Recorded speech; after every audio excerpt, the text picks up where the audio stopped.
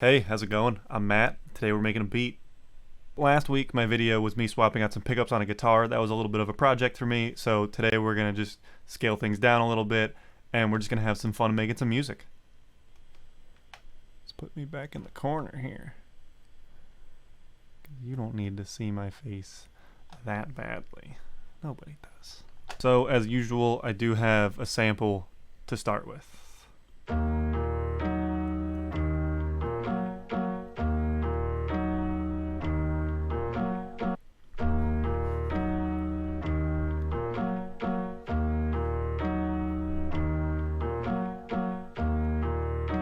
All right, seems simple enough. Let's see what we can do with this guy. I use Splice for my samples. No secrets here. I'm not really concerned with hiding where I get stuff from. Feels a little slow. Gonna bump it up. I like that. What does it need? What does it need? So we're gonna just throw RC20 on there, mess around. Now we're gonna play around the RC20 again because we had cassette on.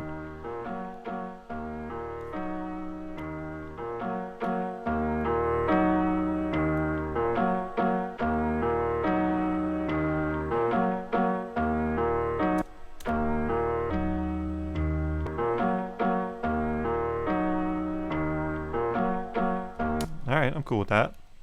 These are just my Splice sounds. That's not the one we're gonna use. Let's find a hat.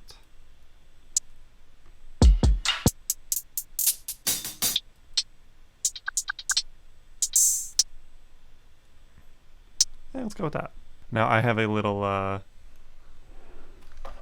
got my MIDI keyboard here on my new desk, so I can just slide it out and it's ready to go. I love this desk. Check my video on that if you want to see more about my workstation here. But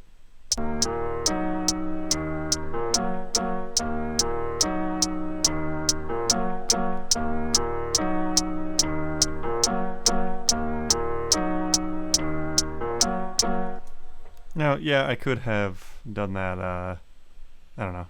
Could have done just one little bar of that, but I'm kind of feeling just playing through things today. Feeling my way. I'm in no rush today. Now we're gonna draw on some more fun stuff with this hat.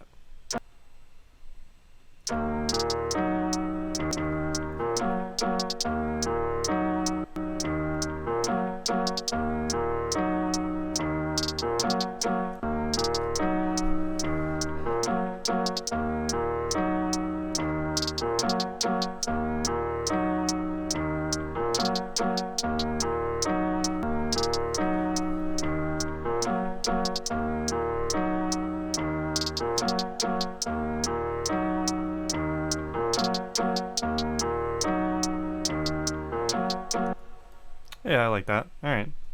Alright, that's our hi-hat pattern.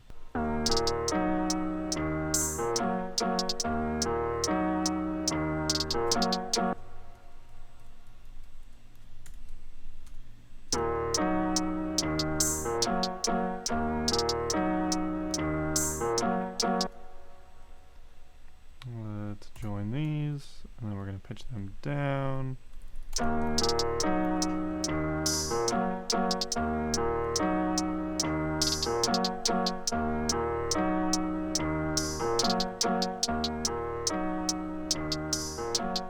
So I just took that open hi-hat, just popped it in every couple bars, and then pitched it down.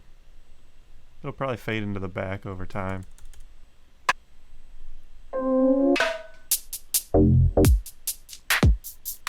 Just trying to find like a rim click noise.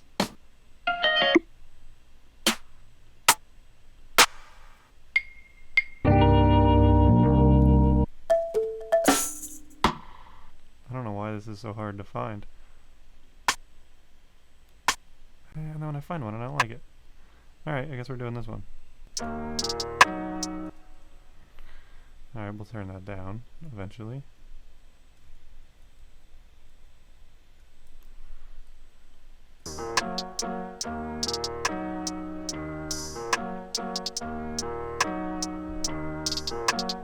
Let's see if we can find an 808 that I like.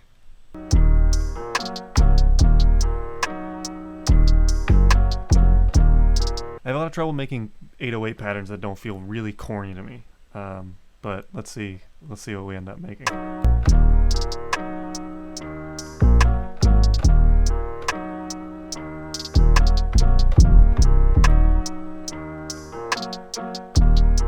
I think this one might just not be, like, it's close to what I want, but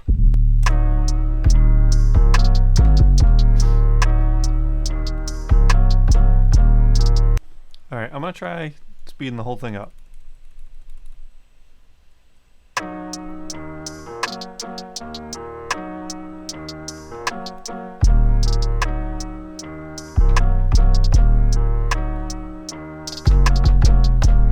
I have a feeling that it's not, I don't know, I think it's in tune, but let's try giving it that, like,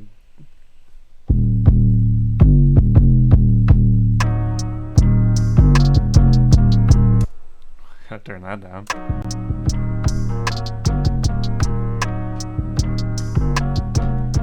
I'm just gonna, let's try throwing in a pattern, just record it in, and I'll see what happens.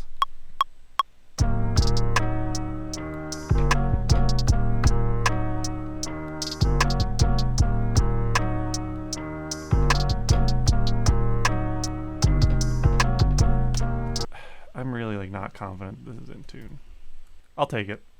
I'll take it. Let's try adding a kick and see what that does to it.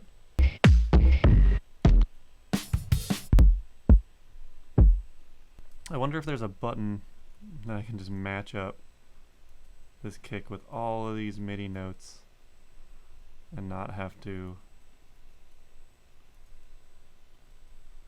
copy and paste it in. I'm sure there is, because Ableton tends to be smarter than I think.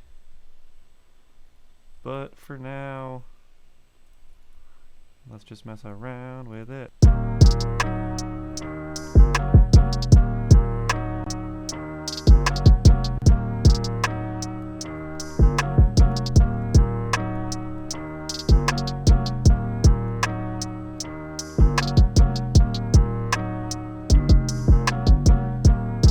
I'm gonna try.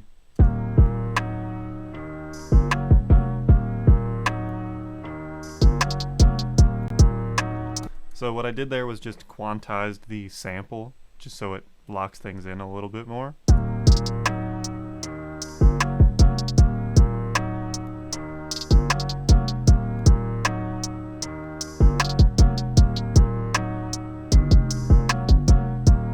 Now we're gonna fiddle around with the master bus. This is where I really bring in the slate stuff because it's just fun for it. Let's try the tape machine first, just so we can really slam into it.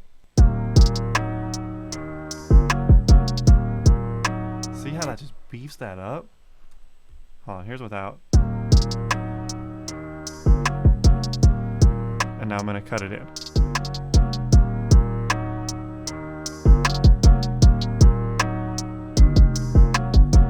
Dial it back a little bit.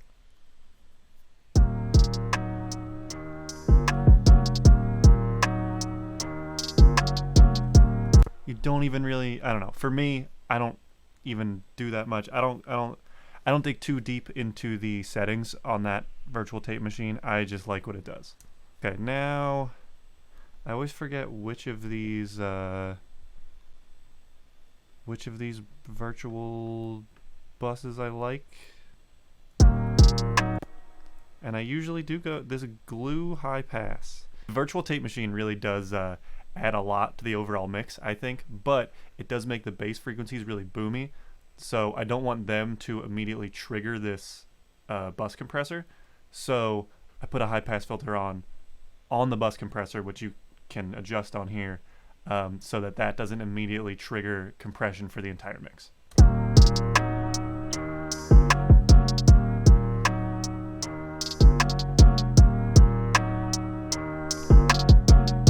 And again, we're only hitting, not maybe, at most we're hitting like 3 dB of gain reduction on this. Not super crazy, but I really like what this thing does. This is a tough one. This wasn't even the one I was thinking of doing, but I always forget which slate one is which because they're just named different colors, and I don't have a great memory.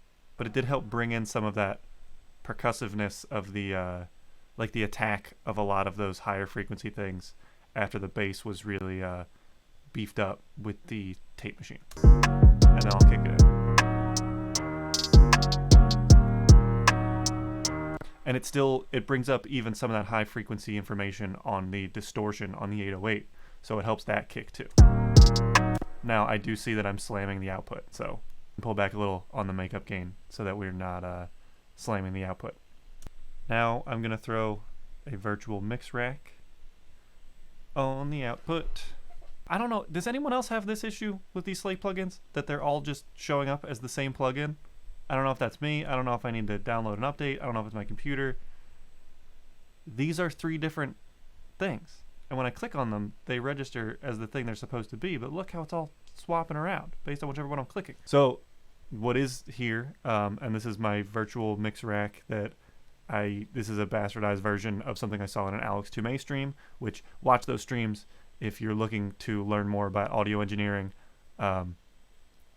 Just watch Alex Toomey stuff. Watch Kenny Beats, watch Alex Toomey. There's a million other people. Those are the 2 that I watch, and you will learn so much about audio engineering, how to be better at what you do if this is the kind of thing you do. Add one at a time. So I'm going to have the extra ones turned off until I start to add them in. So first we'll go with the mix bus. See, you can slam it.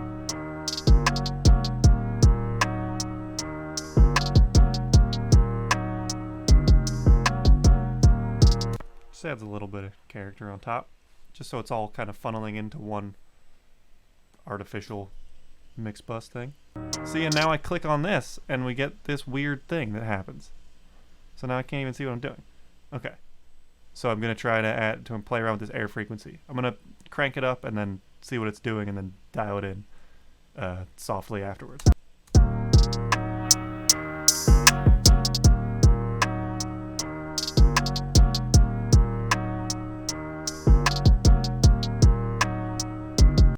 So too much of that, and it really does add in that part of the hi-hat that I hate. So very, very little amount. And then we got our revival, which just adds a little bit of top end, a little bit of high end, just some extra fun stuff to kind of help each of those things stick out a little more.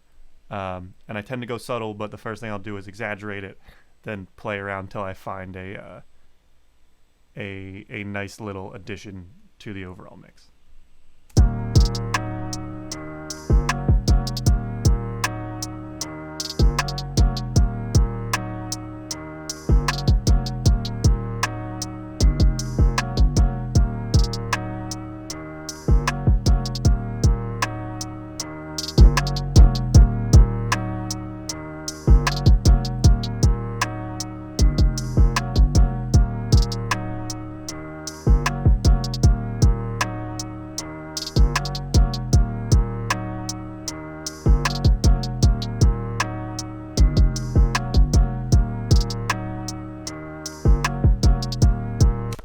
All right.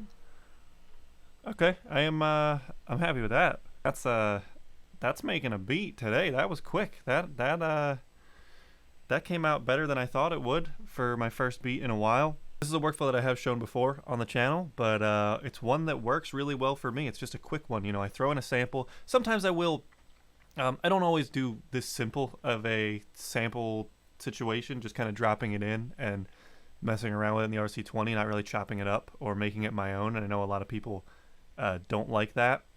I know that it keeps this from being a little bit more unique because of the fact that it is just a Splice sample that anybody can just download off there, throw in. So I do understand that. I do understand that criticism of those kinds of things. But I don't know, it's just a fun exercise for me to just kind of make a beat, get started for the day. And yeah, so this is just kind of a showing of what my workflow is in Ableton. I like to throw in a sample, then add some hats, kind of play around with a rhythm there, and then my brain really needs a snare drum after that, and then I'll put in an 808 pattern, and then kicks come in last, and they help kind of punch out the 808.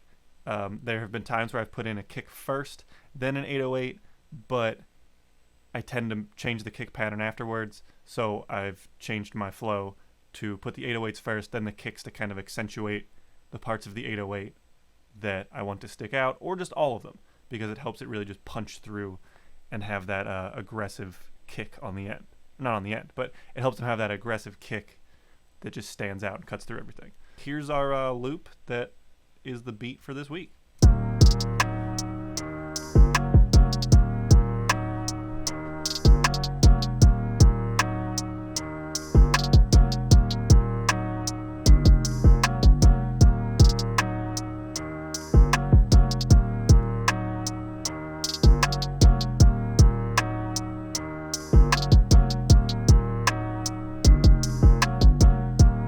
That's the beat. As I showed before, all these sounds are from Splice.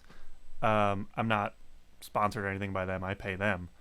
But yeah, I'm not worried about hiding my stuff. I'm not selling a bunch of these beats. I'm not doing this in any kind of capacity that I'm worried about someone seeing how I do it.